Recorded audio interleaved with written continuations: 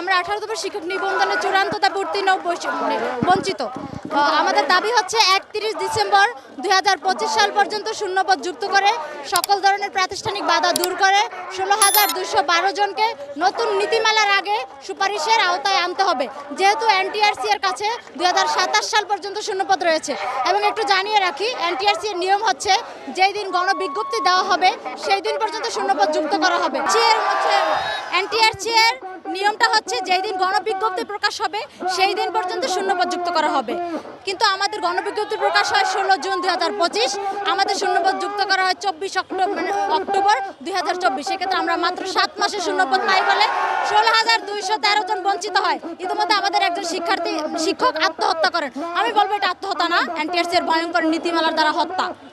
আমাদের দাবি হচ্ছে নতুন নীতিমালা, এনটিআরসি যে নতুন নীতিমালা করছে, নতুন নীতিমালার আগে 19তম সার্কুলারের আগে 16,212 জনকে সকল ধরনের প্রাতিষ্ঠানিক বাধা দূর করে সুপারিশের আওতায় আনতে হবে।